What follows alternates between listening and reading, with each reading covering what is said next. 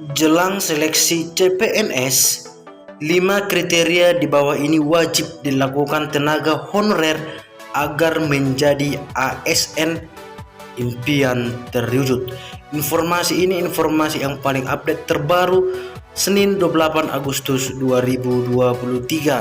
Semua honorer wajib mengetahui 5 kriteria tersebut yang wajib dilakukan agar menjadi ASN di 2023. Kita bacakan untuk informasi ini, namun sebelumnya untuk informasi yang sudah kita informasikan sebelum RUU ASN atau sebelum pengesahan RUU ASN nantinya, di dalam video sebelumnya kita sudah membacakan tentang jelang pengesahan RUU ASN, DPR gunakan 3 cara menjamin honorer sejahtera.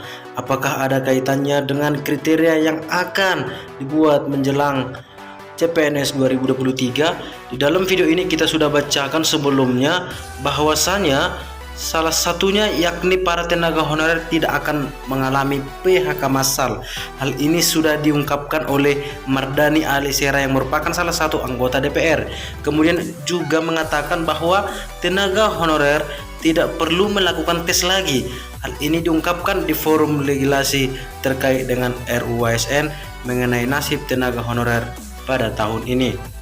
Nah, pada topik kali ini ada 5 kriteria yang akan kita dapatkan informasi yang wajib dilakukan tenaga honorer agar menjadi ASN. Jangan sampai ketinggalan untuk honorer. Sebelumnya tetap dukung channel ini dengan cara subscribe agar channel ini bisa semakin berkembang, dan tekan tanda loncengnya agar informasi terbaru seputar honorer P3K dan CPNS bisa sahabat ikuti. Dikutip dari ayobandung.com, ada 5 kriteria yang wajib dilakukan dan menjadi perhatian bagi tenaga honorer agar segera menjadi ASN. Mimpi diangkat menjadi ASN dengan pendapatan yang jauh lebih banyak adalah harapan dari banyak yang termasuk tenaga honorer. Tenaga honorer dituntut agar melakukan hal-hal di bawah ini yang termasuk ke dalam kriteria dalam PP nomor 49 tahun 2018 tentang menjadi langkah penting bagi tenaga honorer untuk menjadi ASN.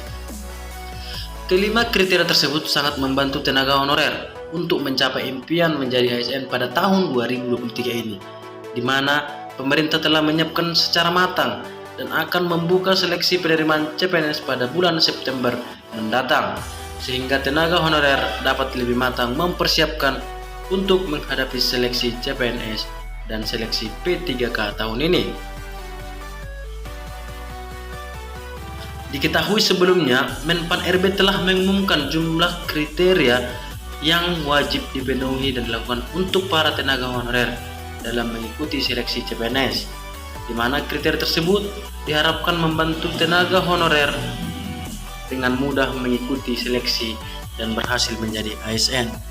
Berikut 5 kriteria yang harus dilakukan dan diperhatikan oleh tenaga honorer. Ini wajib kita ketahui. Yang pertama, tenaga honorer telah terdaftar dalam database BKN dan masuk ke dalam status kategori THK 2. Jadi setiap honorer wajib tahu bagaimana status kategorinya dalam database BKN. Hal ini merupakan persyaratan awal yang penting untuk memenuhi syarat tenaga honorer dapat diangkat menjadi ASN pada tahun 2023 ini. Tenaga honorer yang tercatat menerima honorarium atau gaji yang bersumber dari pemerintah. Tenaga honorer yang gajinya bersumber dari APBN untuk tingkat pusat dan APBD untuk tingkat daerah merupakan syarat umum dan menjadi kriteria yang menunjukkan komitmen pemerintah yang mengakui adanya yang penting tenaga honorer. Yang ketiga, proses pengangkatan melalui pimpinan unit kerja. Pengangkatan tenaga honorer menjadi ASN dilakukan melalui pimpinan unit kerja di tempat tenaga honorer bekerja. Ini akan menunjukkan adanya dukungan dari internal dalam perubahan hingga tenaga honorer. Pengalaman kerja minimal 1 tahun. Memiliki pengalaman kerja selama 1 tahun menjadi salah satu kriteria yang harus dipenuhi oleh tenaga honorer dalam mengemban tugasnya menjadi ASN. Tenaga honorer yang berusia dari 20 tahun hingga 56 tahun. Batas usia tenaga honorer agar menjadi ASN dimulai dengan rentang usia 20 hingga 56 tahun dapat mengikuti seleksi CPNS. Batas usia tersebut akan mengakomodasi variasi usia dengan memberikan kesempatan yang sama bagi tenaga honorer yang berusia dari 20 tahun hingga 56 tahun untuk diangkat menjadi ASN. Diketahui ada banyak 2,3 juta tenaga honorer di Indonesia yang bekerja di berbagai instansi pemerintah, baik di tingkat pusat maupun daerah. Dengan pemahaman baik dan mengerti dengan 5 kriteria di atas, tenaga honorer diharapkan akan lebih matang serta siap untuk mengikuti seleksi CPNS tahun ini. Lantaran pemerintah terus berupaya memberikan peluang kepada tenaga honorer untuk menjadi ASN.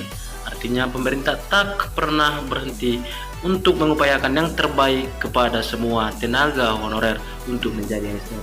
Pemerintah berkomitmen untuk menghapus tenaga honorer melalui revisi peraturan baru. Informasi ini bisa bermanfaat untuk kita semua. Salam sahabat belajar, salam sukses.